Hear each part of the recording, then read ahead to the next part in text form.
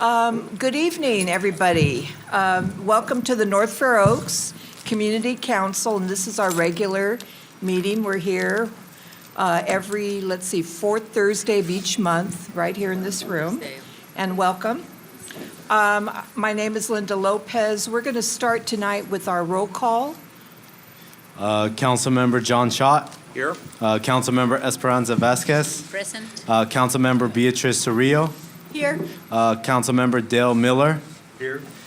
Chair Linda Lopez. Here. Okay, thank you, Irving. If I can invite Supervisor Slocum is going to do the first order of business in welcoming Melissa Andrikopoulos, San Mateo County Council. Thank you. Thank you. Thank you, Madam Chair. Is this on, Rocky? Okay. Good evening, council members and twist it up. How's that? Is that better? I can Okay. hear you. Yeah. Okay. So first order of business, I'm going to slim down my remarks because there's a lot of items on the agenda tonight. But let me first introduce to you your new lawyer from the county counsel's office, who Linda just mentioned, and thank you for pronouncing her last name before I had to say it. Okay? Very Oh, well. good. But I wanted to introduce to you Melissa Andrikopoulos. Is that close? That works. Okay. And she's been with the county counsel's office only since August, but prior to that, she was at a private law firm in San Francisco.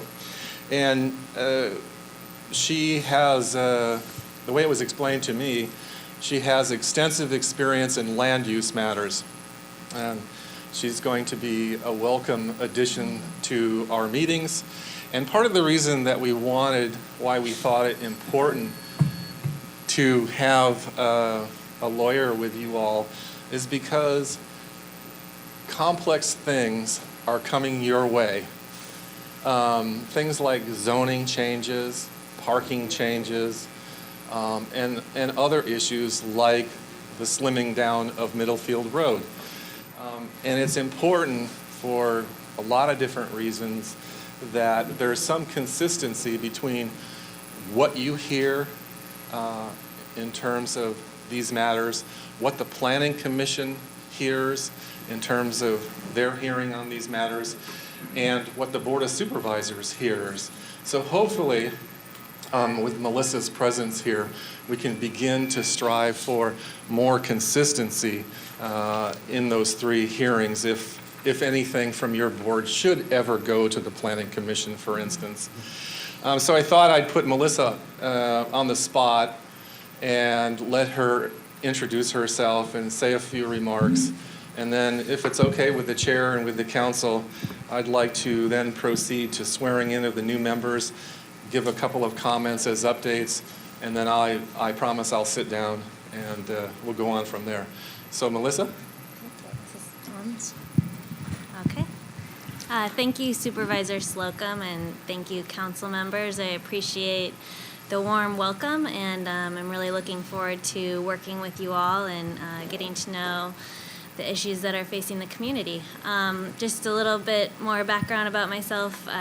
Prior to working at the law firm in San Francisco, I graduated from University of San Francisco School of Law. And before that, I spent quite a while working as an environmental consultant and gaining experience in a variety of land use matters. So I know those are issues that I'll be coming before you, and I'm looking forward to working with you on them. Thank you. Great. Thank you. Thank you very much for volunteering for this assignment. It's very much appreciated. Next, we'll move on. We have the swearing in of the youth commissioners. And I want to thank everybody that had a hand at interviewing our candidates and then making the selection. I know it was probably a very difficult process, and I believe that we came out with two very, very fine candidates. And I'm really excited that you're going to be a voting member of this body.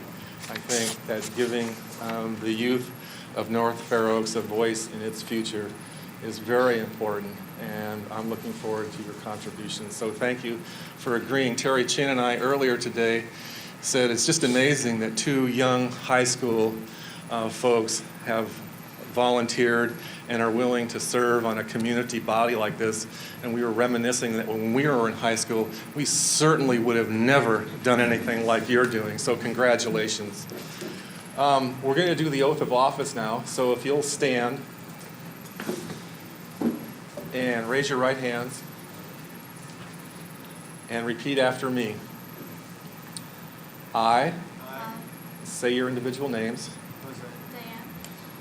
Do solemnly swear that I will support and defend That I will support and defend the Constitution of the United States the Constitution of the United States and the Constitution and the Constitution of the State of California of the State of California against all enemies, against all enemies, foreign and domestic, foreign and domestic, and that I will bear true faith and that I will bear true faith and allegiance and allegiance to the Constitution of the United States to the Constitution of the United States and the Constitution of the State of California, and the Constitution of the State of California, that I take this obligation freely that I take this obligation freely without any mental reservation without any mental reservation or purpose of evasion, of purpose of evasion, and that I will and that I will well and faithfully and faithfully discharge the duties discharge the duties upon which I am about to enter.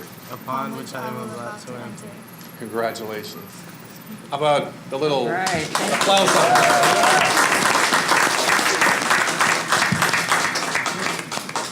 So Irving, get a picture of this, of them signing these. Yeah. oaths, or somebody else. So if you could sign that one with the date. And then you sign there with the date.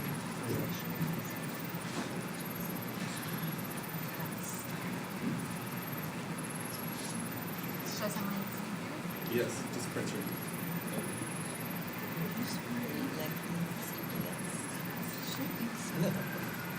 Thank you.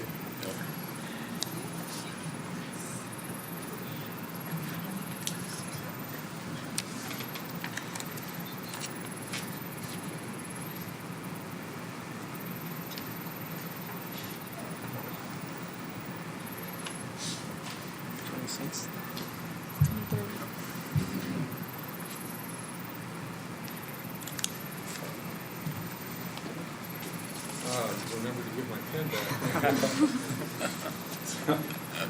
Diane, here's a certificate of appointment to the North Fair Oaks Community Council, and we wish you the best, and we look forward to your contributions. Godspeed. Thank you. Thank you. This is the certificate of appreciation, or appointment, that each are getting tonight. And Jose, thank you so much for agreeing to serve. Sincerely appreciate it. Thank you very much. Thank you. Okay, thank you. Welcome, Diane and Jose. Thank you.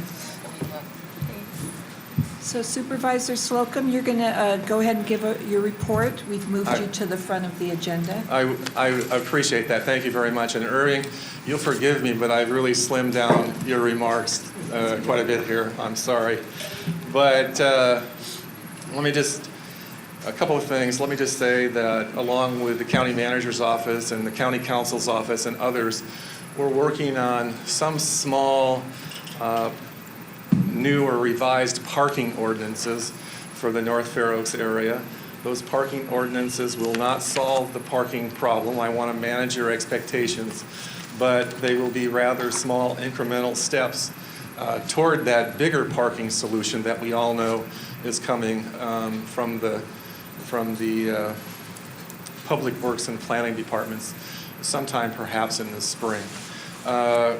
One would be, for instance, to require that people that park on the street have to move their car or truck after 72 hours beyond just a couple of inches, that they would have to in fact move it someplace, and we feel like that would help with some of the parking situation. And there are a couple of others that I've won't really bore you with tonight, but I will be bringing those back for your consideration at a future point in time, perhaps at the turn of the new year.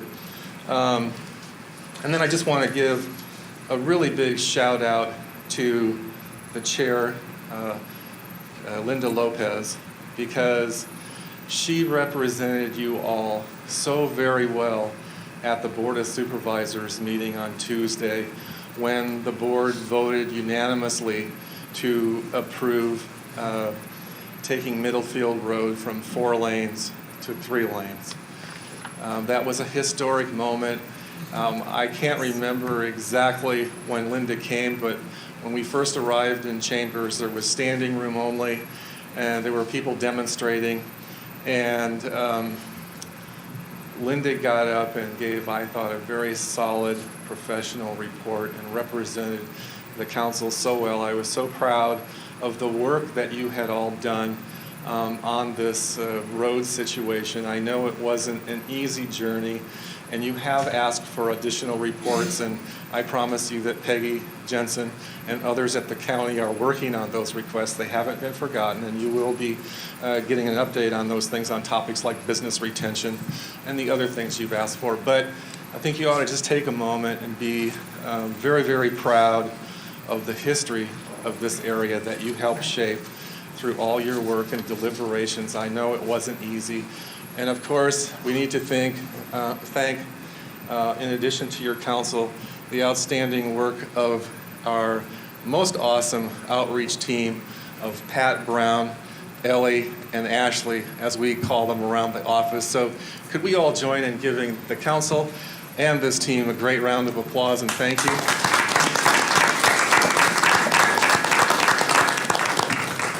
We did some other things this week, like banning cigarette smoking in apartment buildings in the unincorporated area, as well as condominiums, and a lot of other things. But in the interest of time, I'm not going to go there. Irving, forgive me for not going through your entire list. And while I'm thanking people, let me just thank Irving Torres of my staff also, who spends probably 90% of his time on issues related to North Fair Oaks and helping constituents with issues. And certainly your guidance and counsel to this group and all the community meetings and all the things that you've done have been sincerely appreciated by me and I know by the community. So wanted to personally thank you. Thank you. I would be happy to answer any questions, but seeing none, I will sit down. Okay, thank you very much, Supervisor Slocum. I wanted to add that the Board of Supervisors voted unanimously to adopt the recommendation. So, it truly was historical for the work that we've done and everyone that has come before us, many years of working in this community.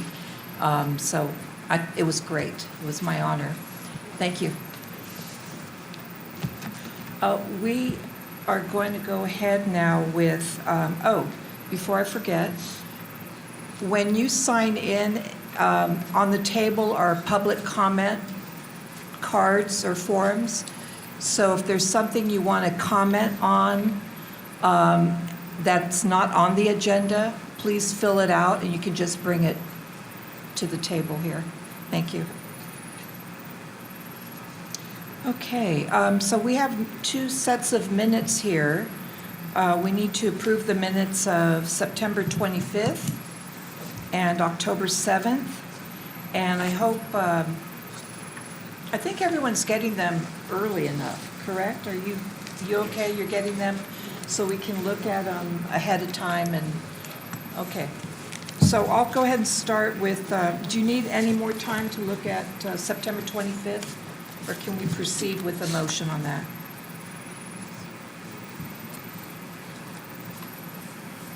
Linda, I move that we accept the minutes of September 25th as written. Okay. Is there a second to the motion? I'll second. Okay. So there's a motion and a second. Any discussion, questions? I was not present, so I cannot. Okay, okay. Okay, all those in favor of the vote? Aye. Any opposed or abstentions? Abstain? Okay.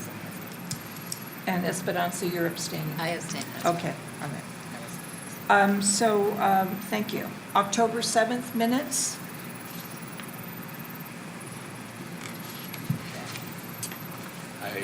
I also move that we accept the minutes of October 7th as written. Okay. And is there a second to the motion? I'll second the motion. Okay. Any discussion on the motion?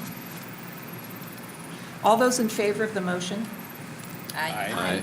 Any opposed? Any abstentions? Abstain? Okay. I want to point, thank you for that. I want to point out that though we have Diane and Jose here, they represent one vote. That's why Diane is the one commenting and Jose is not. But I think it's, I don't want you to, Jose, to have to sit over there. I think it's good experience to be here in the front, you know, at the table with the council, so, because you're now council member. Okay, I just wanted to point that out. Yeah. Thank you. So I want to make clear I abstain on October 7th. Oh, okay, all right, so there is an abstention, all right.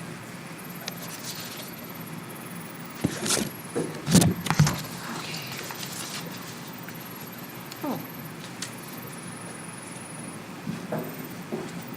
Okay, so we have an action item, and it's consideration of a use permit amendment and lot merger to combine existing church lot located at 681 Second Avenue with the adjacent vacant lot 677 Second Avenue in order to construct a new 2,200 square foot single-story duplex to be used as a minister housing in association with the church located in the North Fair Oaks area of San Mateo County.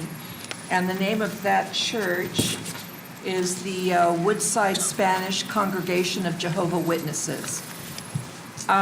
So we're going to have a presentation from the planning department first, and then we'll let the applicant make a presentation, and then we'll open it up to questions. Are you Summer? Yes. Oh, okay. So, If you can Thank you. introduce yourself, thank Summer, you, please. yes. Good evening, Chair Lopez, council members. My name is Summer Burleson. I'm with a project planner with the San Mateo County Planning and Building Department. And I'm here tonight to provide a presentation to you regarding this item. As Chair Lopez identified, this is the consideration of a use permit amendment and lot merger to combine the existing church lot with an adjacent vacant lot in order to develop a new duplex on the property to be used as minister housing in association with the existing Jehovah's Witness congregation hall. So the project site is located at the southwest of the intersection of 2nd Avenue and Fair Oaks Avenue, and it's within an existing built-out residential neighborhood. The project site is currently vacant. It's the 677 2nd Avenue site. The adjacent site to the south is 681 2nd Avenue, and that's the existing Jehovah's Witness congregation hall. And it includes the existing hall as well as on-site parking located along the sides and at the rear of the property. So the project includes a lot merger to merge these two parcels. They are separate legal parcels. The parcel that's currently vacant that will accommodate the new duplex was formerly a residence that has been demolished. The vacant parcel is the parcel in blue here, and the surrounding area is the existing church property with the existing congregation hall in green. So the lot merger is being required in order for the new development to meet the standards of the S73 zoning district. Additionally, so that all associated development with the congregation hall is located on one parcel.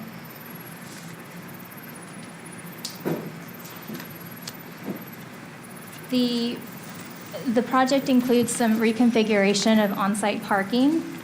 So currently, there's 57 on-site parking spaces that are located primarily at the rear of the existing congregation hall.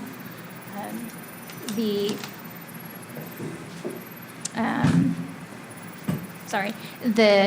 proposed layout, which is shown here, includes 54 parking spaces, not including 2 single car garages that are attached to and associated with the duplex unit itself. The county's parking requirements requires 1 space per 4 seats in the congregation hall.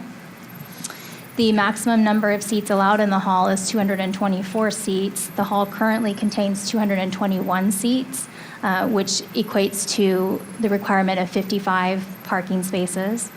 As I mentioned, the proposal that's shown here is 54 spaces, but based on the proposed layout and improvements to this site, there is an opportunity for the applicant to provide a couple of additional parking spaces to bring that parking total up to 57 parking spaces. So there is opportunity to provide 2 additional parking spaces with the new layout so that there's no loss in parking with the proposed project. And I'll show you in a later slide where that would be located.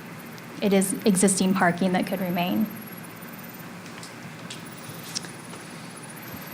So the duplex unit itself, the layout is here. It is each unit is 1 bedroom with a kitchen, living room, bathroom, study.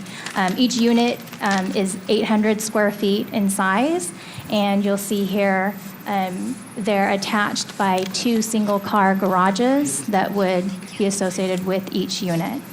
So each unit would require 1 covered parking space, which is what is provided. And this is separate from the parking requirements for the congregation hall itself.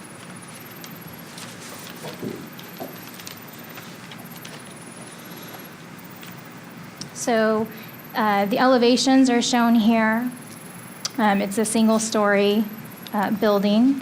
The architectural style and exterior finish colors and materials will be compatible or will match the existing congregation hall, and I'll show you a picture of that in a minute if you're not familiar with it. But it consists of cement board siding with brick accents, which is the same as the existing congregation hall. And I will point out the way the duplex is proposed to be oriented on the project site. Would be considered, what's the front, it looks like the front and the rear of the duplex, which are these 2 elevations, would be facing the sides of the property. So the front elevation, the top elevation here, which is the front of the duplex with the garages in the middle, would be facing the side of the existing congregation hall. So it would run lengthwise. And then this would be the ends of the duplex, which technically, when located on the site, would be at the front and the rear of the property. So this is the existing congregation hall, single story. Again, the cement board exterior with the brick accents. This is the rear parking lot that's existing. Again, the other side of the rear parking lot, again, it consists of 57 spaces in total. So the project does include the proposed removal of 2 trees on the property to accommodate the new development. The tree on the left-hand side of the screen here is a walnut tree. It's a 13-inch diameter walnut tree, and it's located in the right front corner of the vacant parcel along 2nd Avenue. And then the tree on the left-hand side is a 14-inch oak tree that's located in the left front side of the vacant parcel. So both of those trees, the applicant has expressed the desire to keep those trees if possible. However, there may be a need to remove them to accommodate the parking, the reconfigured parking and access ways. And so they have been included in the application in the event that they do need to be removed. So, as I had mentioned previously, the parking situation, this location here is at the rear of the congregation hall, and you can hopefully see the existing parking that abuts up to the rear of the congregation hall. So this area on the proposed improvement plans is identified to be the parking area to be removed, and it looks like landscaping potentially put in there. But this area could remain parking. There's no other proposed improvements for this area or, new construction to be accommodated in this area. So this area could remain as parking spaces that would bring the parking count back up to the 57 parking spaces, which is what they currently have. And the applicant has agreed that that is that they're willing and able to do that, to provide the necessary parking. So the recommendation before the council tonight is to provide a recommendation to the zoning hearing officer, which is the decision-making body for this use permit amendment and lot line adjustment, regarding the subject project. So to make a recommendation that will be carried forward to the zoning hearing officer. And that concludes my presentation.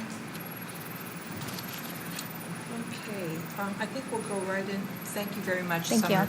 Summer. We'll go right into the next presentation, and then we can open it up to questions. Thank you. Okay, thanks. Don't go too far, but,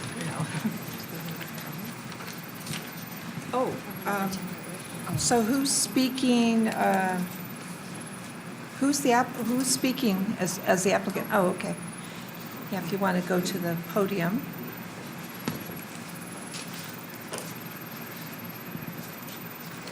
Yes, my name is Marco Espinoza. I'm one of the ministers of the congregation of the Woodside Spanish. First of all, I'd like to thank you for inviting us here, and I'd like to give you a brief synopsis of what the project is all about. It's basically living quarters for our traveling minister. They are volunteers. They don't own a salary. They don't work. They don't have a salary. And this is a means of the congregation showing our appreciation by providing housing for them. Also, the project it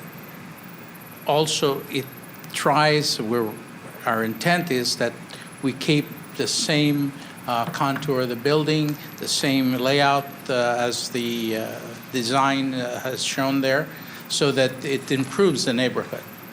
And as a matter of fact, I think most of the neighbors in the area feel that this would be a great improvement instead of having an empty lot next to it, a house that was really not the place for people to live. So we purchased this with the idea of helping our ministers. And we try to maintain our property and also maintain the beauty of the neighborhood and improve the neighborhood. And the value of the neighborhood will go up by putting a new building in this area. So that's basically it. If you have any questions, I'd be more than happy. I'll start with, excuse me. Thank you very much. We're going to start with council. If you have questions, we have the applicant and the planner, project planner here. I had a question about the trees. Yes, We love our trees I do too. in North Fair Oaks, and the planners, Summer mentioned that the applicant wanted to keep the trees, but I'm looking at the diagram. Yes. The trees are nowhere near the entrance, is that correct? The oak tree is, at the present time, the oak tree is at the exit The exit, okay. of the current driveway. And Summer will show you where it is.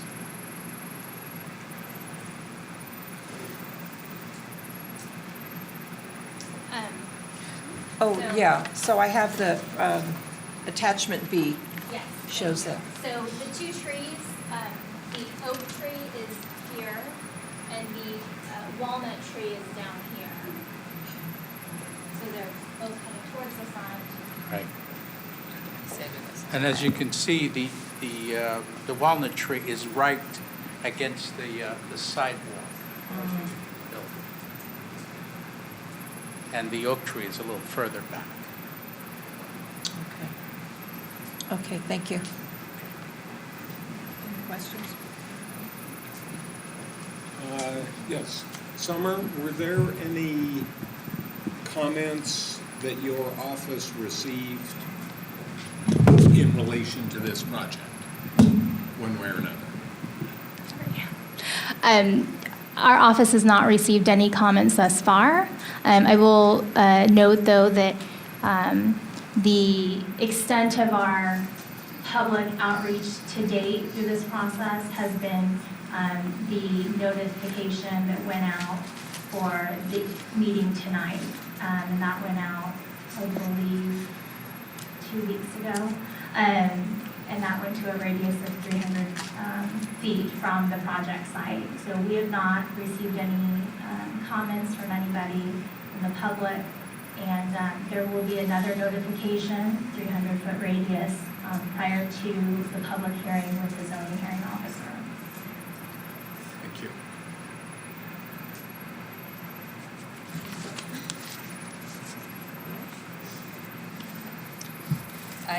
I am concerned about the parking, even though you're saying that there's a 4-to-1 for parking. There's always not enough room for parking, and I'm pretty sure there's going to be parking issues with the residents nearby. That's a concern. And the trees too. I'm pretty sure you're saying that they would be removed if necessary. So I'm pretty sure because with those with those trees are taking 2 parking spaces, so which means they're only going to be 55 parking spaces instead of 57, if the trees are not removed. Right. The likelihood from the layouts, it appears that the likelihood that the oak tree, just from its location, would probably need to be removed. The likelihood that the walnut tree could remain may be, based on the plans at least to date, may be able to be saved. It's just within the landscape, the new landscape planter that was built. But yes, That's and one of my with regards objections. to parking,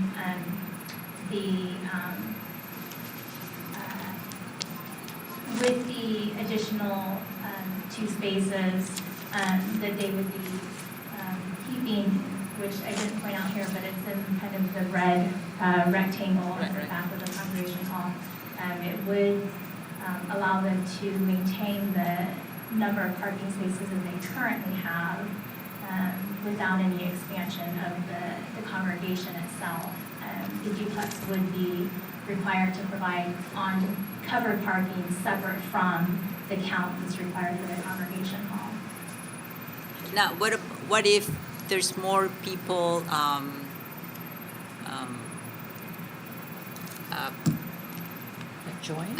join the congregation? There's going to be more parking issues. Yeah, I don't know what their current congregation size is. I do know that there's a maximum limit that's been established by the fire code that can be within that congregation hall. And there's a maximum number of, they have, I think, 221 seats, which technically they could, I believe, have a maximum of 224. I know they did have to remove a few seats actually for fire Safety. to install some fire equipment, I think. So the likelihood that they would be increasing the seating count itself in the congregation hall, I don't know that they have the room to do that just physically. So it really sounds like you have the appropriate amount of parking for your congregation, which is now at 221, correct? That's the maximum seating. Oh, I thought maximum was 224. Yes, but we don't have in the congregation 221. Okay, but 55, Capacity. 55 would be appropriate for that number. And the residential area will have their own covered parking, so we're not including that in the mix, correct? Correct, yes. Okay. So you can save the trees. If that's the case, right? We've Well- identified, staff has identified that our requirement is that they're able to have 224 seats. It would be the maximum Okay. occupancy, and so that's what we have applied as far as parking requirements, that going off of the maximum capacity. If we were to say, based on not maximum capacity, the 224, but 221, they would be required to have 55 spaces. They currently propose 54. They would need to add one space, but that could be maybe that's something to consider. Just a question I have. How many years have you been there? Over 40 years. And it's taken, so you've always been with the current population, or?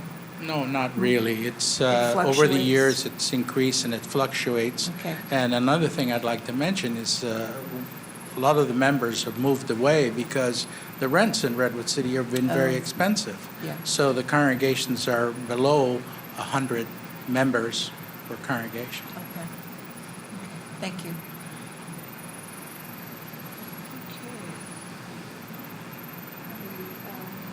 Any other questions? During a typical week, what are the days and hours when there is significant parking and activity in the lot?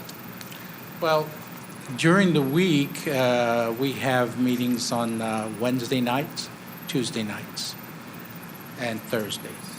Nothing on Friday, nothing on Saturday, and then on Sunday afternoon and Sunday morning, we have meetings. And in the evening meetings, what are the typical hours of They those normally events? start around 7:30 and end by 9:25, 9:30. Thank you. And you did say there were no, you did that 500 feet radius? It's a The 300-foot 300 radius feet from the radius on boundaries of okay. the overall project. And you got no feedback? We've not, our department has not received anything Okay, to and date. I didn't receive anything either, just what I'm looking at. Okay. Just have a quick question. Yeah, no, go ahead. This is Now, our do all time. members use the parking facilities or they park on the street? 99% use the parking facilities. Thank you. Okay.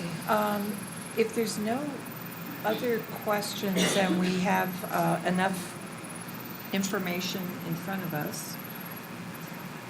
Is council ready to entertain a motion? I'd just like to comment that I'd rather save the 2 trees than worry about the 2 parking places. Okay, we put that in the motion. If I may suggest. Note, takes years. Yeah. May I, Chair, may I make one comment? I believe, I don't know if you received any speaker slips, but I believe Marco has indicated that he has a number of people here, members, that I believe did come out and would like to speak. I don't know Oh. if they were if they had submitted something. So. No, they did not. That's fine. If anyone wants to speak on this, if you could please come up to the podium. You have 2 minutes to make your comments. Who wanted to speak? Okay, sir. If you can please tell us who you are, and it's on this project? Okay, thank you. My name is David Marin. I actually represent the team of architects and engineers that designed this project, and I'd be happy to accommodate whatever the council wished about the saving of the trees. According to the plan, we see the walnut tree could easily be saved. It doesn't reside in any parking spaces, and we designed some landscaping around it. The oak tree does look problematic as it lands right in the middle of one of the accessible parking spaces. But by shuffling some of the parking, accommodating at the rear of the hall where Summer had indicated we could fit 2 more, we could then take the accessible parking, still keep it as close to the main entrance to the building as everybody desires, and be able to retain that oak tree as well. So I think that is something we could easily accommodate with a simple shuffling from our civil engineer. You've heard from several council members Yeah. that it is a Yeah, concern. but I think we'll Yeah. be able to do both, keep the trees and the quantity of parking that the county requires, so that won't be a problem at all. Excellent, thank you, thank you. Any other comments? Okay, all right. Okay, Thank you very much. thank you. I'll entertain a motion.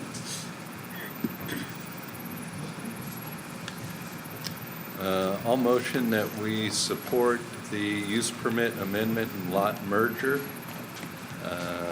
at 677 Second Avenue with the changes in parking space location and saving the 2 trees. I would second that motion. Okay, thank you. So there's a motion to support the use permit amendment and lot merger with the changes regarding parking and saving the trees. Kind of made a very brief position. Okay.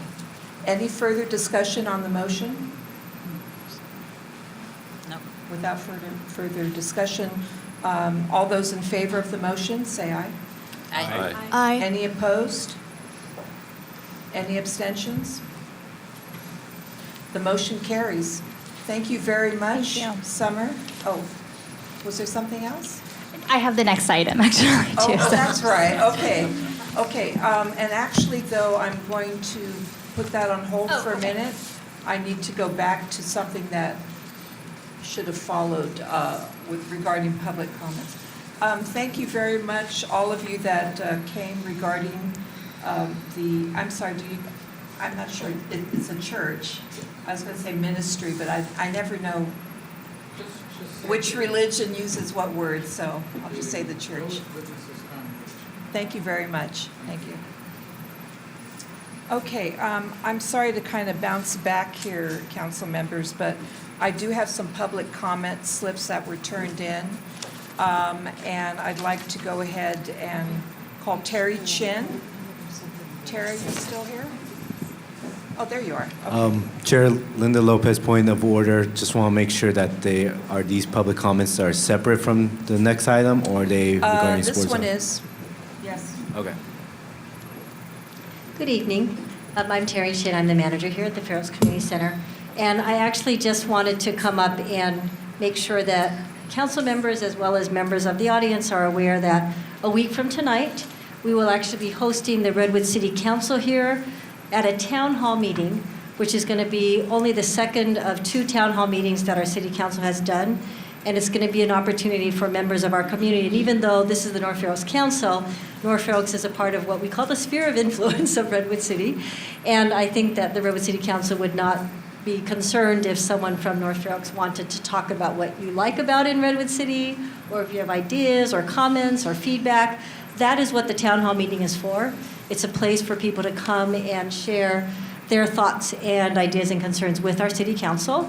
And on top of that, so that meeting actually starts at 7 p.m., but the half hour before the town hall meeting starts, we're actually having a brief celebration, just from 6:30 to 7. It'll be a reception to celebrate the 40th anniversary of the Fair Oaks Community Center. So I would welcome any of you to join us for the celebration, the town hall meeting. So I want to share these with council members, and then I will also leave extras on the back table. Thank you, Terry. I'll be there. I know. Okay, the next thing on the agenda is the administrative review referral for the sports house at 3151 Edison Way. And I do have 3 speaker slips that want to address this topic, but we're going to get the presentation first, and then I'll ask you to come up and make your comments. Thank you, Summer. So thank you. I don't know if I need to reintroduce myself for this item. So Summer Burleson with, okay. Thank you.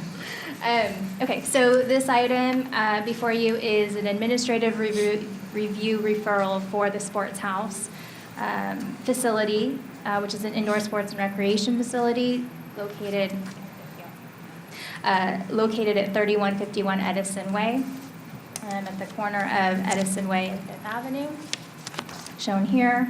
It's been in operation since around the end of 2012, beginning of 2013 is when they got their building permits final for occupancy. And the current hours of operation of the facility throughout the week are within the business hours that are conditioned. The use permit conditions of approval, which are included as an attachment to the report that you all received, identifies that administrative reviews be conducted periodically for the operation and to ensure that the facility is maintaining compliance with their conditions of approval. And each administrative review requires a referral to you for comments that we can take back as in consideration in our administrative review process. So that's what we're here tonight to do, is to collect comments from the council regarding their operation. The facility has a cafe that was part of the original use permit. They also provide office space for the sheriff's substation offices. They maintain a total of 125 parking spaces on site. The majority of the spaces are located at the rear of the facility on the left-hand side here. And they maintain signage related to parking restrictions on site. They also maintain, as part of conditions of approval, and probably for their own purposes as well, maintain 24-hour video surveillance of the premises for security purposes. They were required, one of the conditions that you'll see is they were required and did install with the original occupancy some landscape hedges along Fifth Avenue and Edison Way. And it's kind of hard to see here, but the 2 pictures on the left were taken back in June of 2013. The one on the right was just within the last month. It's probably easy to say that the intent of the landscaping was to provide some screening along the right-of-ways from vehicle cars that are parked, that park perpendicular to those right-of-ways. As I mentioned, they did install quite a few plants as part of their original permit in order to comply with those conditions. It's probably easy to say that it is a work in progress. However, we do periodically go out and inspect. They are slowly, I will say, but they are increasing in height slowly. And if you looked closely at the pictures, you could see that. I know that they have consulted and worked with their landscapers in the past to try to, ensure that these grow as quickly as possible and, stay healthy. So they have put effort into to that condition. The other thing I will mention is that it is an attachment to the reports. I think it's attachment C. You'll also see that we did issue on, I think it was June of this year, July of this year, the Planning and Building Department did issue interim operating conditions of approval for an amateur female boxing event that was held on August 31st. And so you have, as an attachment, those interim operating conditions that were in effect for that, that event. With that event, neither the planning department or the sheriff's department, or we also checked with the public works department, the planning department, the sheriff's department, and public works department, heard any comments from the community about that event that was held, and that was a specific authorized event, one-time event though. So with that, I think I'll just go ahead and identify again that our being here tonight in front of you is to receive comments on the sports house operational performance as part of our administrative review process. So I'll turn it back over to you. Thank you. Okay, thank you, Summer. And I believe our review is to specifically look at parking, let's see. Sorry, yes, the condition of approval. Traffic security and noise. Right, I mean, comments in general are welcome. The condition had specifically identified at the time that we, wanted your assistance with, traffic security and noise related to the operation. Okay, thank you. So council members, we'll start with questions here, and then I do have 3 people that have filled out a speaker slip.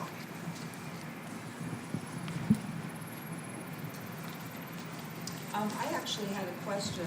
Sorry, this mic is kind of driving me nuts tonight.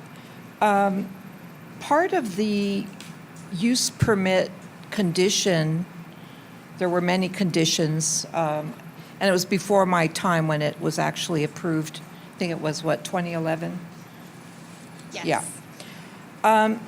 But I'm reading here that business is expected to benefit the local economy and generate new job positions at various skill levels. I don't know, Summer, if you have information on that, or is there anyone from that organization that is here tonight that could speak to that? Yeah, I want to know what progress has been made in that area. Yes, I do know they do have a large staff of local, from the local community, but I believe somebody is here from the applicant side that can speak more to that for you. Can you come up to the podium? Thank you. Hi, council members. My name is Joe Fernando, and I work with Marcus and Brian, and I'm the general manager of Sports House. And to answer your question, yes, we've actually hired between 50 and 60 local, and I'm talking about North Fair Oaks local people, anywhere from party coordinators to instructors to managers. All of our younger staff are going to school. We actually require them to go to school and continue going to school. A lot of them are going off to college and had to leave us recently, so we're hoping to have them back. But yeah, we've had about 50 to 60 employees that we've hired in the area. How do you advertise those jobs? Because I know people looking for work right now? Yeah, no, I. Oh, really? I No, do. that's great. So basically, it's word of, we advertised originally in Craigslist just in the area, but we're doing it from word of mouth because our idea is we want people that are in the area to bring on their friends, because our goal in the beginning when we got our permit was to hire people primarily from the North Fair Oaks area. So it's a word of mouth. Thank you. Okay, thank you. Yes, John? If I don't put you on the spot too much, Lieutenant Reed, do you have a comment about how the substation has worked out and just any observations you may have? I do, thank you, sir. And I'd like to say that the Sports House and the Maida family are a huge friend of the Sheriff's Office. We have our community policing unit, our school resource unit, our CARE-ON program, as well as our youth diversion program are all housed at the Sports House. We build our 4th of July parade float and the float that we use in the North Fair Oaks Festival in the parking lot of the Sports House. We park our patrol cars in the Sports House. By them they don't give us the land, but I'll tell you that our rent is so far below market value in that area that it makes it possible for us to be there. Without that, we'd be crammed into the substation on Middlefield Road and not be able to have the programs that we do. We run tutoring and mentoring, I know for sure, there in what honestly I think used to be the old bar of the old Maida distributor, all summer long. There's summer programs running in that between the Sheriff's Activity League and the Sports House programs all year long. Every time I go in there in the afternoon, there's kids from our program moving in and out of that building. I was there today for lunch because the SAL Board of Directors, the Sheriff's Activities League Board of Directors meets at Sports House. There's no additional charge to the Sheriff's Office or the SAL for that. We pay our rent, and everything they do beyond that is donated to us. We had our Crab Shapino last week. Had about 250 people for a sit-down Crab Shapino. They cleaned out all their volleyball courts in the back, gave us that area. It has been a huge benefit to the Sheriff's Office, certainly. And there had been a couple of events where there was a lot of parking, there were issues like that, and they have addressed them, limited them.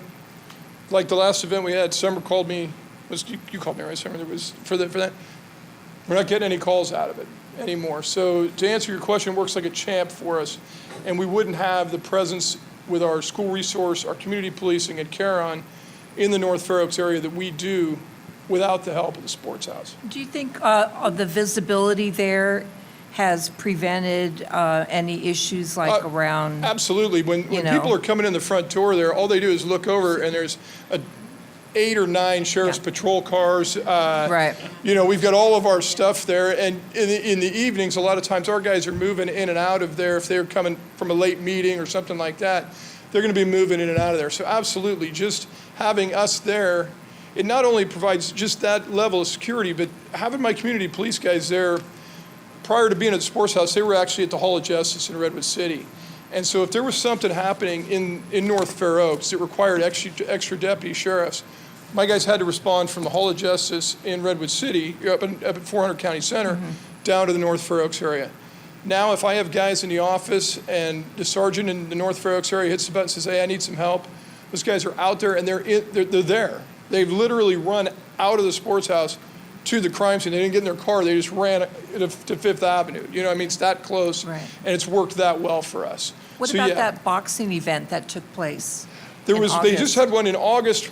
We got 0 calls on it. We got nothing at all. I ran the whole day for calls, not just at 31 Middlefield, but I asked for Fifth and Edison, just trying to get a feel for it. There were no extra calls. So, like I said, we are customers of theirs, and the Sheriff's Office is a government entity, but the relationship that we have with them has been outstanding and really, I think, a real benefit to the North Fair Oaks area. Great. Does that answer your question, sir? And Thank are you. there any other? No, absolutely, I appreciate that. Yes, sir. Thank you. You bet. I'm going to go ahead and call, I have Angelica Aranda. And you want to speak on the Sports House? Oh, yes. Okay. Hi, my name is Angelica, and I live right across the street from the Sports House. I've lived there practically for about 17 years. And I have to say, ever since the sports house came in about, traffic has gotten worse. My kids have almost gotten run over by their clients that go to the sports house. There's been increase in garbage. People come with their dogs to the sports house. They park next to my home, and they bring their dogs out, and their dogs literally go poo right next to my house. And I'm watching them, and they're not cleaning it up. And not too long ago, they had a quinceañera, or I don't know what it was. It was a party, and they left a bunch of garbage on the street, a whole mess of clothes. And I'm like, who's supposed to, clean this up? I was so upset and so mad. And that about security, I don't feel secure in my own neighborhood anymore. Yeah, the sheriff's office is there, but I don't feel secured. It's brought so much traffic. People go the wrong way. They're supposed to enter a certain way, and they exit that same way. And I'm not blaming the sports house for that, but there has to be some type of surveillance. And when they have these big events, I would appreciate if they would hire somebody to come and clean the community. And if they have surveillance cameras on their property, they should have some surveillance cameras on my property as well. Because it is their people that come to their sports house that create a lot of garbage, a lot of traffic. There's been increasing gang activity. I've been seeing a lot of signs with the number 13 that have been painted on stop signs. I've called the sheriff's office. They blocked my driveway several times, and they all go to the sports house. One person refused to move. I had to call the sheriff. It's not until that person saw that the sheriff was coming that he moved.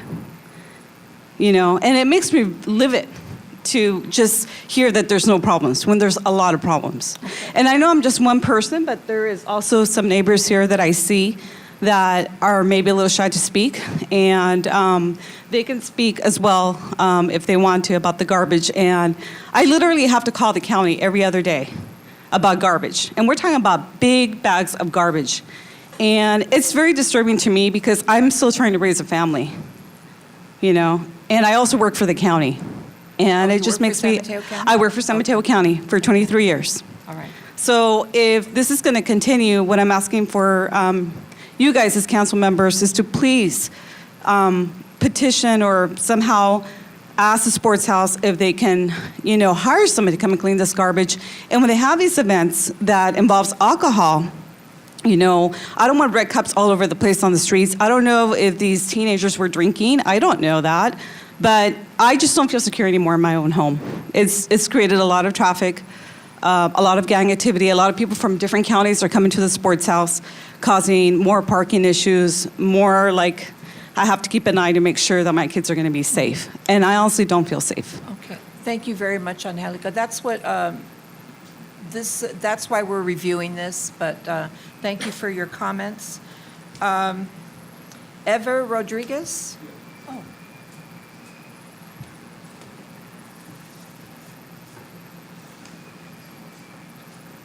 Good evening. My name is Everardo Rodriguez, and I have a couple of comments about this business. And you just heard from the sheriff's office that they have no problem with this business, basically because they treat them well, and that's good. And I'm also glad to hear that this business hires local people, although I guess it would be interesting to find out how many of those hires are full-time and part-times.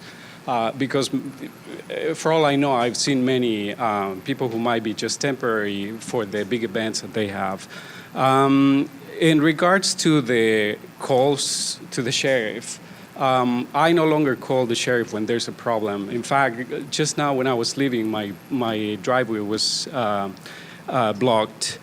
But basically, my wife and I called the sheriff's office a couple of times, and they just don't come because, because of a driveway is blocked, they usually don't come. At least they never showed up. My wife was for almost 3 hours, and she called like 2 or 3 times, and they just said, somebody's on their way. They never got there. Eventually, the person came out, moved out. We spoke to the person and told them to watch where they park, because often the street is dark, maybe they don't see or they don't care, they're late, I don't know, but they end up blocking driveways. In terms of the parking spaces, I think Summer mentioned about 220 spaces, but a number of those are taken by the sheriff's office, and so that's also to be taken into consideration because any of the extra cars that don't fit inside of this business, they overflow the streets and basically they end up not leaving any parking for the residents that live nearby this business.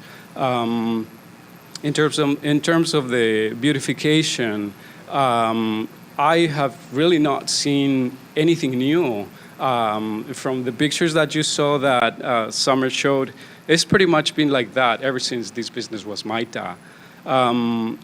And they had promised that they were going to beautify that.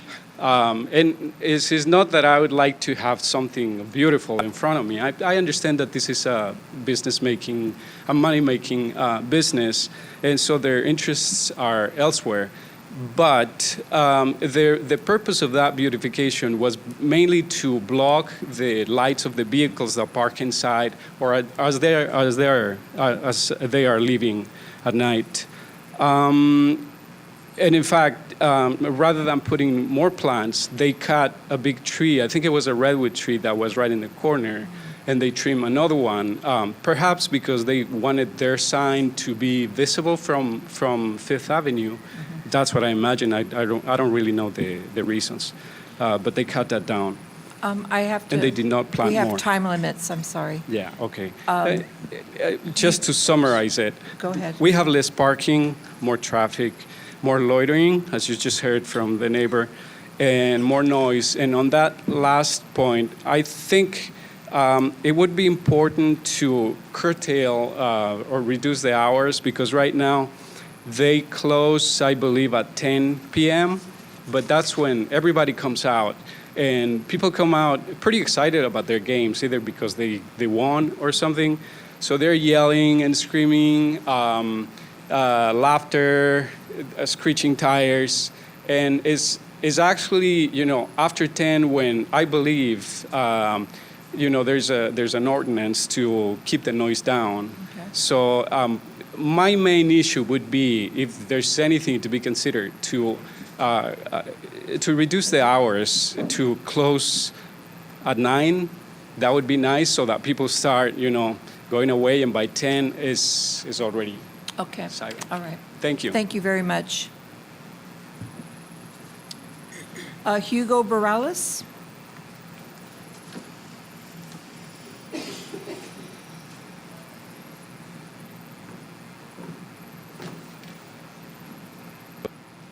Hello. Hi.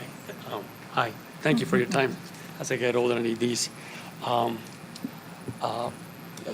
like to restate what my two previous neighbors said, but before I go down my list. Can you speak into the mic? Yes, just sorry. Pull it Okay, thank you. Thank you. One issue we have of maybe why the sheriff office didn't receive any calls is because a lot of times we get no response, and there's nothing to really call about because by the time they get there, the legal parking is gone. I stopped the sheriff, and there was somebody blocking the intersection, and because the curb wasn't red, he said he couldn't do anything about it. So it's like, why would we call in the first place? It's when they had that event several weekends ago, they had valet parking. Their valets were running up, 3rd, 4th, and 5th Avenue parking cars. You know what I mean? I say it, we live in a very low income area, and so a lot of those houses have sometimes 2 or 3 families. And so, they're trying to park as best they can. Everybody in the neighborhood try. But when this event, even tonight, go over there right now, and you're lucky if you find a parking on Edison. And then when they have those events on weekends, those adjacent avenues. What else? Oh, and about the hours at night, it's the same thing as my previous speaker said. I understand we love the business. I have a son that goes in the morning that works out, and people come out in the evening and they're excited about the game. but there's no reason why we have to hear about it across the street. You know, what else? Oh, and about the hedges, about the only thing they cover is maybe if they park Tonka toys in the front. And yeah, more noise, more traffic, more garbage, you know what I mean? And that's about it. Okay. Okay, Thank you thank very you. much. Thank you. Oh, yes. Can you come all the way up here? So we can hear you. This is Ruben's mother. Senora Barales, we want to hear you.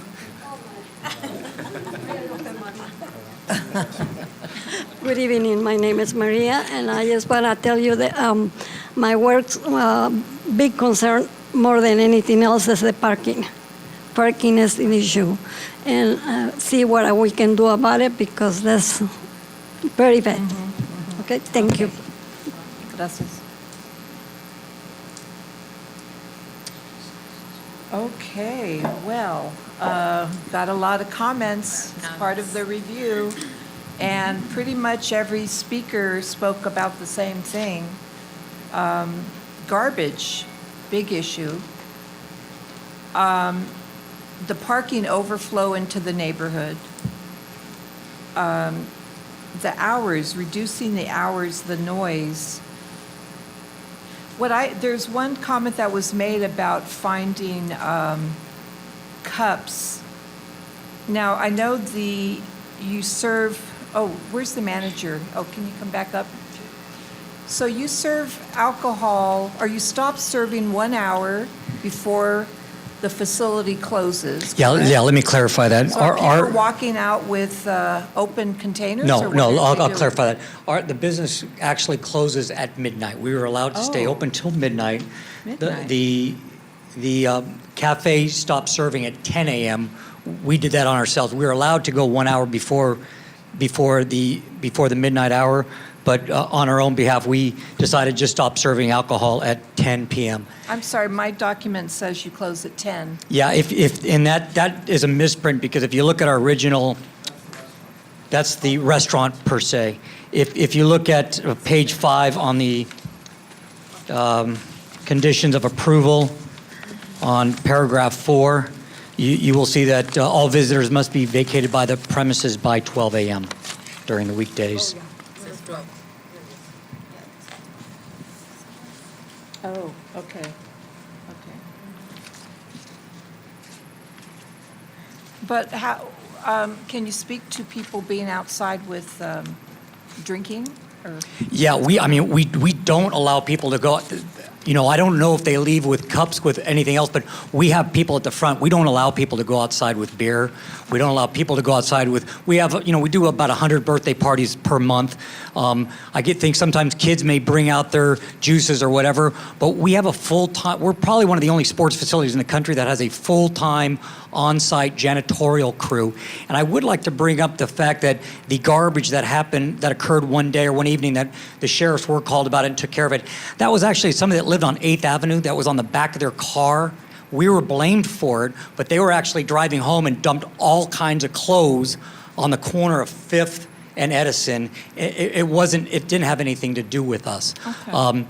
As far as surveillance, we do have surveillance. If you go to our lot, and our janitors will go outside on the sidewalks and clean things up regularly, usually on a Friday or Thursday evening, which Friday isn't our busiest nights.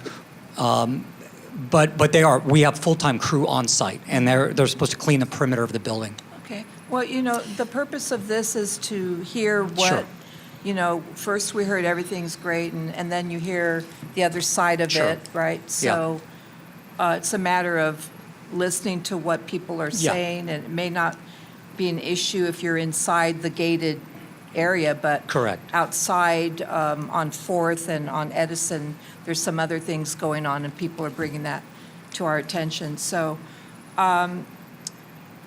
this is what this review is for, and sounds like, I don't know how often, I don't even know, actually, of all the people do you get many complaints from people who live around there? No, They we actually come don't, to you? and I appreciate, So you- and I appreciate the three coming in because they do come in once in a while, and we do entertain okay. grandsons and granddaughters and so on and so forth, and we do appreciate their comments. I know it sounds harsh, and we understand that. In fact, one of our neighbors, Paul, that lives right across the street from us, he had a problem with somebody parking in front, and we gave him orange cones, and we said, we're happy to put out those orange cones in front because some of the parking, if you look at some of the houses with parking, there's kind of fences. It doesn't look like a clear-cut parking lot. There's just a curb cut. So we basically, Paul, we satisfied his concerns with people parking right in front. We told him he's more than welcome to call and tow. We need to teach, we need to show people that they cannot do that. But we offered to put out cones. We actually gave him the cones, and he does it himself. But we told him we'd be happy to put it out at 5 o'clock every night so people do not park in his driveway or in his area. So. Oh, did you want to say Sir. something? I have a question for the manager. How do you explain about the parking situations around the business? So what happens? Myself, my business is on Middlefield and 4th, and every time I usually take 4th Avenue to go take the 101. There's always parking. There's no parking. There's Yeah, always so parking. that's a great question. So what happens is because I'd say a quarter of our parking is in the back of our building, a lot of times people are just lazy. They want to park on Edison, walk to the front door because it's the easiest way to do that.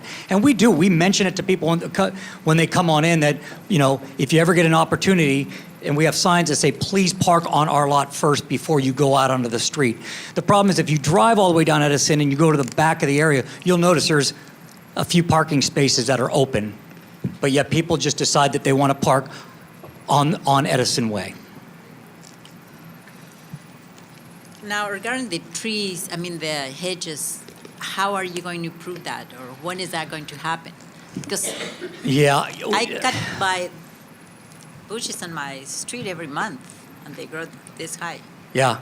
And this has been 2 years already. I don't see any. Yeah, we don't, as you could tell, because of the water shortage, we really don't water them, and they probably need more water, but we were asked to cut back on our water usage. So that's what we do, and I know maybe yours grow. I don't know if ours are the same type of plants. That would be a question for the landscaper to do. I know they're growing awfully slow. Yeah, and again, Did they plant any other type of bushes that grow fast? Yeah, I don't know if we've talked to them. Go ahead, Brian. Brian. My name is Brian Wood. I'm one of the managers there as well, and been involved with this from the beginning because my wife and I are part owners. I wanted to say a couple things. One, the hedges. I get a report every month. Unfortunately, we get budgeted amount of water to use, and over the last 12 months, we are 80% over our budget by just the water usage that we're going through. So unfortunately, There's some type of hedges that they don't need that much water. we're trying to cut back on some of the hedges because we're using that water for restrooms and other things like that. 80% is a fairly large amount. The other thing we've tried letting our neighbors know is we have a full PA system in our facility. And so if anybody parks in front of their house and they don't want to call the sheriff's department, they can always call us first. We can make an announcement through our entire facility. Microphones just like this, but I've got speakers throughout the whole facility. You could be in the restroom and you can hear if our announcements go on. And we've started doing that more and more because they're calling us first, and we can let our people know to please, your car's about ready to get towed. And we've actually had people come back in and they've had a citation on and they've been very upset. And we're like, well, you parked in front of their driveway. What did you expect was going to happen? And so we are trying to educate. We've got signs all over the place outside our fence that says, please respect our neighbors. And it says, please park on our side of the street or in our lot first. As you walk into our facility on the left side, it says, again, please respect our neighbors. Please park in our lot. As you're walking out, it says, please respect our neighbors. Be quiet when you go out to your cars after your game. And so we're constantly, as a training our staff to say goodnight to everybody and please keep the noise down when you go outside. And we're trying to bombard people with signs that just try to reiterate that to all of our patrons coming and going. Thank you. Well, I'm just.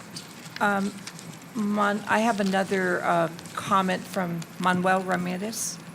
You want to make your comments, Manuel?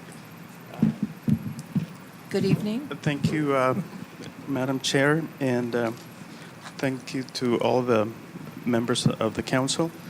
And very quickly, I just want to congratulate the new council members. What I want to talk about as a private citizen, since you know that I represent the county in another capacity, but today is as a resident of North Fair Oaks. The first thing that I want to address is the parking. As you heard from many of the neighbors already, I think that the facility at this point is operating beyond the capacity of what we voted when I was over there with you guys. I think that what was presented to us was 125 parking spaces, and I think based on that, on what they presented at that time, I think we said that it was a good number of parking spaces, and that would probably suffice what they needed to operate the business. And when I was the chair, I actually wrote a letter regarding the concerns that I had as they grew and they would be successful. And my fears realized a lot sooner than what I had expected. On a daily basis, I would say, and especially in the evenings, the parking on the streets, especially on Edison, gets overwhelmed, and then spills over, beyond that. On special occasions, and especially with regards to the interim permit that they received. The reason that they received that interim permit is because of the number of events that had taken place that were way beyond what was approved by the Board of Supervisors. And with the complaints that were received, the word got to the county, and the county looked at it and realized that some of those operations, some of those events that they were having were way beyond what was approved on that permit, use permit.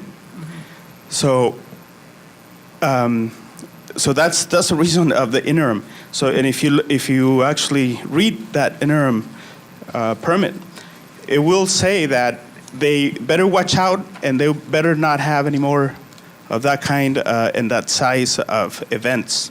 Otherwise, the permit can be revoked. So, I think that we all want this business in our neighborhood. We all want it to succeed. As a matter of fact, my family, we've supported it. We've had parties there. We're actually having one coming up. We don't want to, have this business go away. I think it's good for the community. But they need to do a lot more to be a better neighbor, starting with parking. I think that they have a chance right now to buy the facility next door. What used to be a problem for us with the sports, the A and B hitch that went away. Right. That went away. So that place is sitting empty for sale. That could add a whole more parking capacity to that place, because I think they really need it. Either they have to do that, either buy, or they're going to have to really cut back and streamline their operation so that people going in, people going out, it's only what they can afford to have inside. Because let's be very specific that on the thing that we approved and the Board of Supervisors approved, it never said that their parking could spill out to the street, because no business is supposed to be allowed to use the street for their operation. Right. So that's the part about the business and the oversized events. The landscaping. very specifically, condition number 7 says that it has to be a minimum of 3.5 feet at the day when they get approved. So when the building permit approves the permit, that's when that hedge should have been 3.5 feet, not 2 or 3 or 5 years later. Because it does not say that at some point it will come up to 3.5 feet. So I would say that it has been inadequate right from the start. It's not more than 2 feet at this point. When it started, they planted things that were maybe, and in technical terms, it says, you put a 1 gallon plant or a 2 gallon. I'm pretty sure that these things were probably a 1 gallon, so because those things are not more than 1 foot tall. So I think that the landscaping has to be redone, because if we wait at this rate, and as they say, they're cutting back on water, we may have to wait another 5 years or more before that landscaping gets up to what it's supposed to be. All right? Thank you, Well, with that, Manuel. thank you very much, guys. Thank you very much All for right. your comments. Thank you. Okay. So Summer, I see you taking all the notes. And there were also, though, a lot of issues regarding the sheriff response time. So Lieutenant, I'm not asking you to respond right now, but this is a review. And so each department that's here to hold this facility in compliance with the usage needs to look at this and see what can be done to, mitigate some of these problems. Because it does clearly say not to exceed limitations. And I guess it's a good thing that it's grown and it truly is a benefit, but it's right smack in a residential area and it needs to respect the needs of the residents, period. Whether it's parking, garbage, lighting, noise, whatever. So, did you have something to say, Summer? I just wanted to, yes, I have been taking notes here. And I, as you mentioned, reoccurring themes that we're hearing. So we do appreciate all of the comments, both from the council and from the community that's come out. And what kind of we'll do with these comments is we'll take all these comments and then we'll be working with the applicants as well as maybe some other departments within the county to make sure that the issues can be addressed as best as possible. So in the best fashion. May I also suggest you get contact numbers from the people that actually came up and spoke? It takes a lot to come out on a Thursday night and speak on this topic. So it's just a suggestion. Yes. So, I actually have a question conceivably for both Lieutenant Reed and some of the residents. Are there, and Manuel as well, I appreciate your comments, are there areas along Edison and adjoining streets where more in the way of red curbing would help? Yes. Right where I live, Edison and Ford, there's a fire hydrant. Believe it or not, that curb is not taken ground. So therefore, people from the sports house usually, not always, because it is they park 2 cars right outside of the street, and it blocks the fire hydrant. I'm thinking, gosh. Right. Save us or save whoever. So at least, Paint it red. Yes. am I correct, Lieutenant Reed, that having red curbs makes it easier to enforce than if it's just a judgment call? Well, sir, if a curb is painted red, then it's a no parking sign.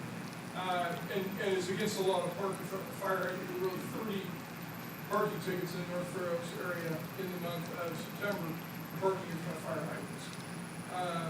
So, you mean if we paint the curb red in front of the fire hydrant? Well, I'm wondering whether there may be.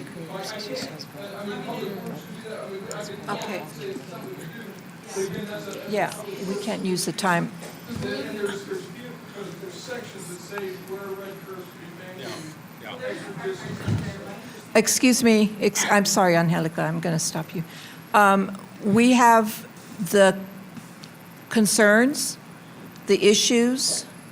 I've and noted you- those, the and- concerns from. And then as far as working out possible solutions, but solutions need to be made regarding these issues that are being brought before the council.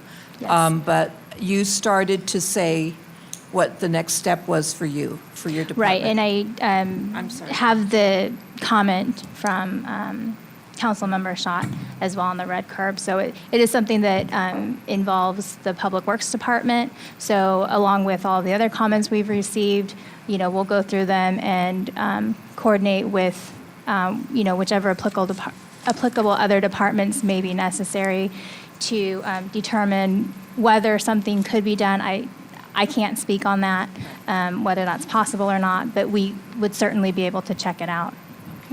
I do have a question, though. When is the next review for us? So it was January?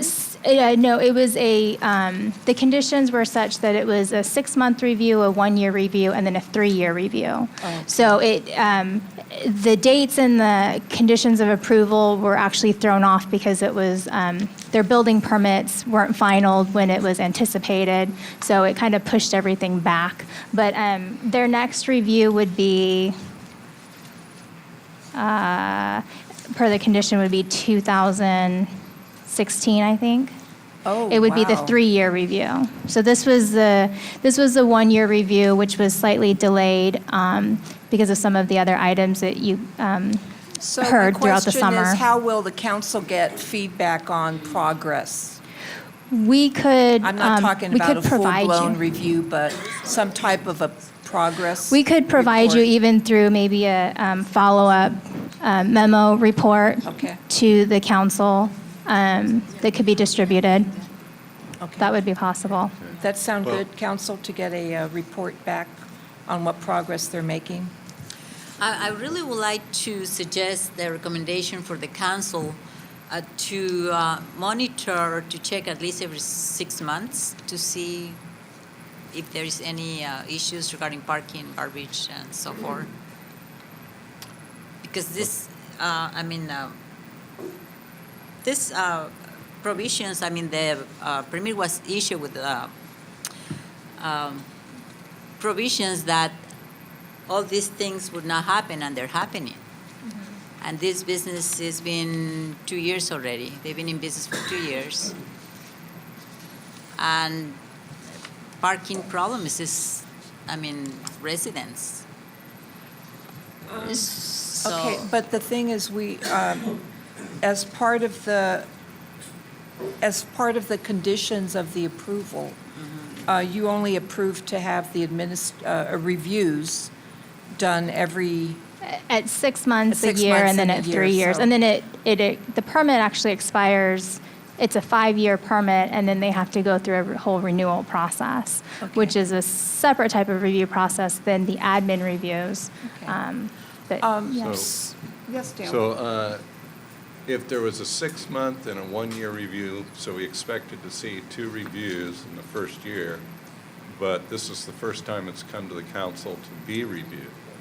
I'm proposing that in 6 months, there's an additional report to come back to address. They're clearly not in compliance with every issue. There's some that are, debatable, but I think we should, I would like to propose that we request a review in 6 months 6 on the months. issues and see if there's been progress made. Yes, it did. They have gone through their 6-month review. This is their 1-year review. I believe that that's a request that can be made. I maybe would defer to Melissa. I'd be happy to speak to this for a moment. So the purpose of the administrative review, as Summer mentioned, is to bring these comments back to the planning department and for them to consider what, if any, changes might be needed. In terms of requiring a different review schedule, I think that's a comment that she can certainly bring back as something that was brought up here tonight, but to actually change the requirements at this point would be a change of the use permit conditions. So that's something that they would have to consider undertaking at this time. And I don't know, depending on the comments that were received, what direction planning might decide to take it. There's also certainly, you could request a voluntary check-in in 6 months, and the business owner may be willing to voluntarily come in and check in on some of these issues. Right, I understand that we can't require them because it's all in the paperwork and this is the way it goes, but I've been on the council since this was approved, and this is the first time it's come up for review for the council, so what I'm asking is a good faith effort by the owners to. It actually did come to the council in June of 2013 for their 6-month review. And so this, again, is the one-year Okay. review, but slightly So in light delayed. of what we're hearing tonight, if you could take that back. That will be one of the would, comments we take back. The idea of having some type of a progress report, a voluntary check-in by the owner of sports, the managers of Sports House. So we can keep tabs on what progress is being made at this point. I'm fine with that. Is that fine? Okay. And I can take that comment back, Okay. that request as Yeah. well, and maybe report to you, Chair, just for Yes, that's fine. ease of kind of direct communication. Yes. Okay. I think we're good. Thank you very much, Summer. Thank you. Thank you, everyone from the Sports House, for being here and taking the questions and everything. Thank you. Okay. I'm going to go proceed with the agenda. We have a presentation on restaurant placarding program. She's not here? Kamisha Nichols is not here. Okay. So we'll go on to the sheriff's report. Lieutenant Reed?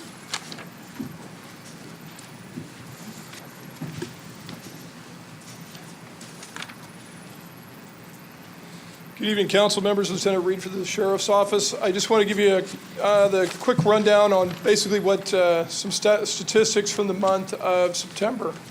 During the month of September, the Sheriff's Office received 1,072 calls for service, wrote 109 crime reports. Of those crime reports, there were 17 felony arrests, 40 misdemeanor arrests, with the Sheriff's Office conducted 149 enforcement stops, arrested 3 drunk drivers, towed 24 vehicles, and responded to 18 accidents. Parking enforcement-wise, always there we go. Something was wrong with that. Quickly, we wrote 53 parking tickets for what we write them as meter violations. They're not meter violations. They're the 2-hour parking on Middlefield Road. 53 citations for that. Again, 30 blocked fire hydrants, 13 expired registration, 346 street sweeper tickets, and one for a handicap parker. So that's kind of the breakdown on the statistics for September. Did I hear you say 17 felony? 17 felony arrests, 40 misdemeanor arrests. Yes, ma'am. And we're always looking 1 month back, right? So That's in you're- September. For September. Yes, ma'am. Wow. That's a lot. We had a couple of guys, Drug-related? I had some guys that were on a roll. I think they got into a little contest or something, and they were kind of on a roll. But it was a good month. We had a good pairing. We had some, the weather's good. People are out more. There's more people out moving around. Those Indian summer evenings, it makes it a good working environment for us. A lot of people come out. We were able to contact a lot of people. Come January, you're not going to see those kind of numbers when it's cold and it's rainy. There's not as many people out on the street. So you're going to see different numbers. Okay. Any questions for the sheriff? No. Thank you very much, Yes, ma'am. Lieutenant Reed. Okay, California Highway Patrol. Hello. Good evening, council members. Captain Maskrich, CHP Commander for the Redwood City area. So year to date, we have put a considerable emphasis on safety here in the North Fair Oaks and the Middlefield corridor area. And I'm very proud to say that through our efforts, we have seen a reduction of 600% in DUI-related collisions in this area. On Middlefield Road, we have not had one year to date in the North Fair Oaks community.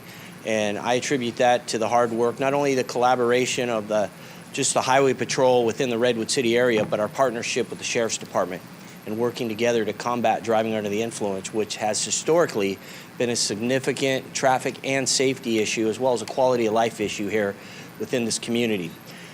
With the holidays right around the corner, we have the Avoid the 23 program that will be starting up here very shortly. We'll be aggressively enforcing driving under the influence here within the community and throughout San Mateo, Santa Clara, and Alameda counties, which are areas that I oversee. So again, I'm very pleased that our efforts have been, the statistics are bearing out that our efforts are paying big dividend. And more importantly, it's not just in the numbers, but what the numbers speak for. The loss of life, the injuries, the property damage that all that curtails.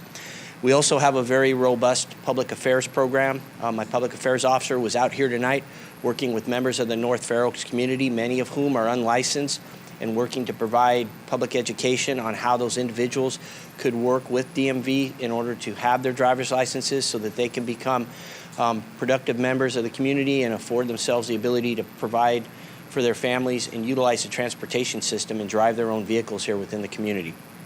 So again, that's a big part of what we're doing. So that completes my report, and again, it's a pleasure to serve the North Fair Oaks community and all who live and work here. Thank you. Do you have any idea if those driver's licenses are going to be marked in any way? If they would be marked, I'm not aware of that. What I am aware is that an individual, regardless of their citizenship status, now has the ability to have a driver's license in California.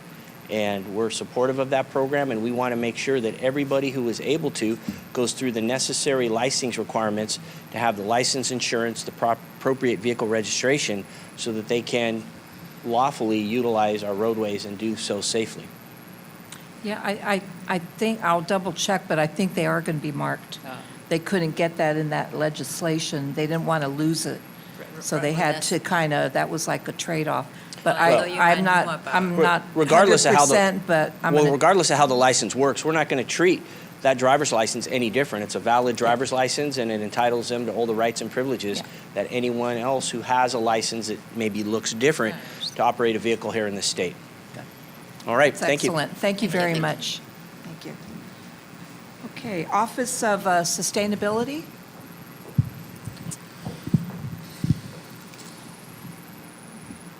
Hello, good evening. My name is Andrea Chow, and I'm a Sustainability Coordinator at the County of San Mateo in the Office of Sustainability.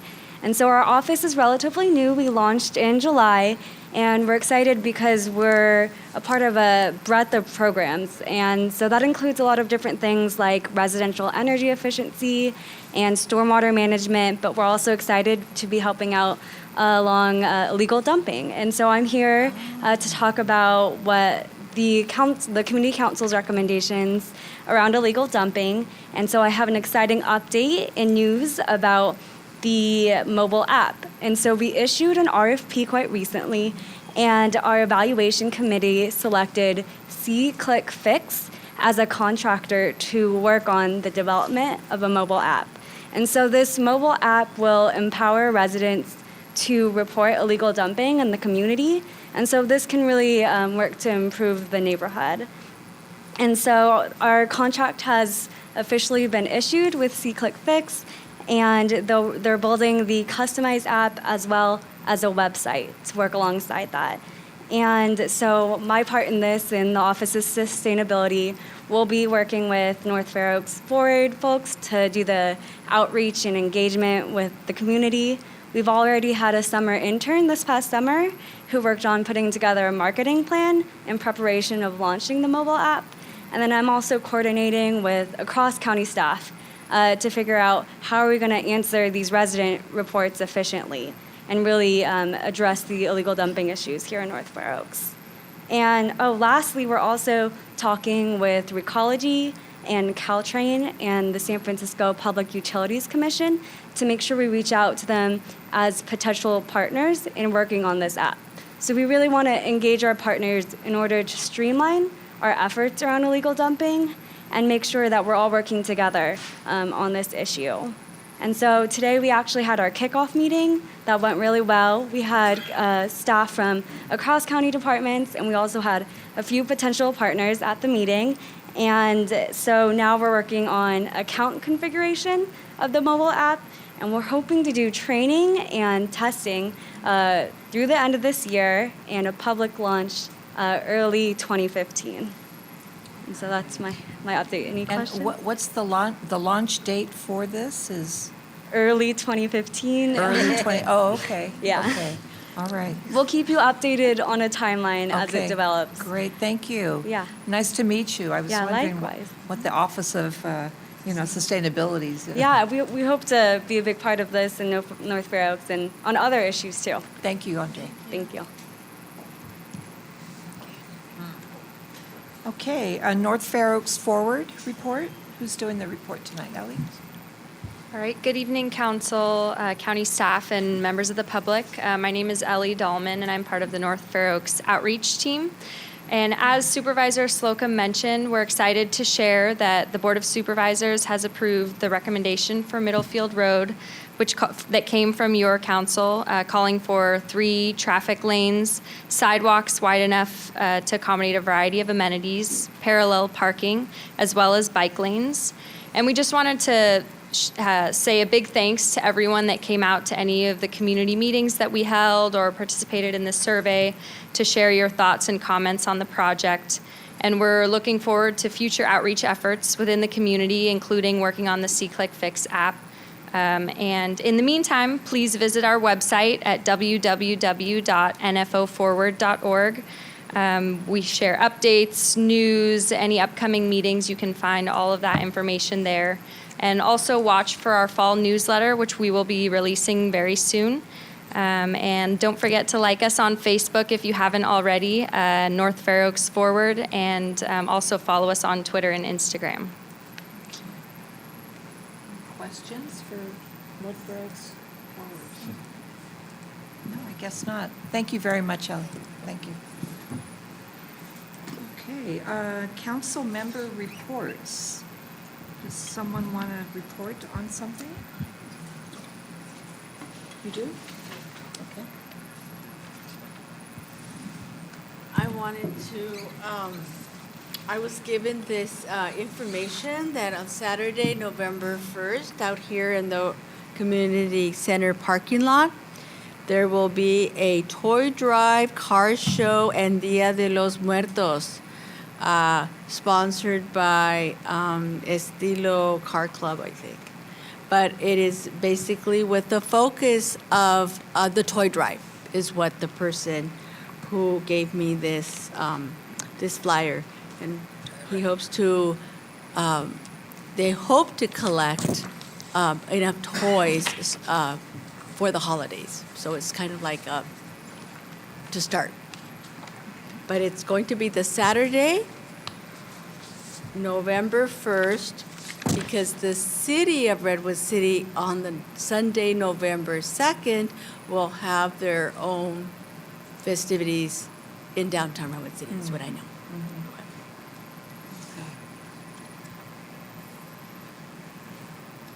Okay, any other reports? I don't have so much as a report, but I would like to very quickly say, as I'm confident both the oldest and most long-standing member of this council, I really want to welcome our newest members, Diane and Jose, for joining this group. I think it's particularly significant given the statistically young nature of the North Fair Oaks community in general, and I'm very pleased to have them joining our enterprise. I'm sure everybody agrees with me on that score, so welcome. Thank you. Thank you. Thank you, guys. Did Diane or Jose, did you want to say anything about your experience, or am I putting you on the spot? I don't want to put you on the spot. but- Like, by experience, like, what do you mean, like, in general? Like this whole, what we did between 7 o'clock and this time. All right. Started at 7. Well, you know, it's like really interesting to me to hear like all the different things that are going on in my community, and just see how, you know, working together we could do something about the issues, and to make it, you know, better, like a better living community for everyone. So yeah, I really like that, and I'm really excited to be here. Just thank you guys for giving me the opportunity. I really appreciate it. Thank you. I'm also, wait, can I move this? I'm kind of small. Okay, so I'm also very thankful for the opportunity. Thank you for the people who reviewed our applications for choosing me also. I know that I've always loved helping the community. As a child, you know, I would just give money to like homeless people, snacks, and I feel better that now being on a council, I can help more people. Because to be honest, a couple of months ago, I didn't even know this council existed. I just thought stuff happened in the community. And I'm really glad that there's volunteers and people like, for example, the residents that came about the sports house, that they weren't scared to come and talk about their problems, because I know living in North Fair Oaks, a lot of residents complain, but they don't really do anything. So I want to give a shout out to those people. And again, thank you for letting me make a change in the community and myself. Well, thank you, and again, welcome to the council. And at this point, I will, if there's no other comments. I want to say thank you to Supervisor Slocum for being with us tonight. Thank you very much, Supervisor Slocum. Also, thank you. All motion, we adjourn? Is there a second to the motion? I will second that motion. Okay, the meeting is adjourned. Thank you, everyone, for coming tonight. Thank you.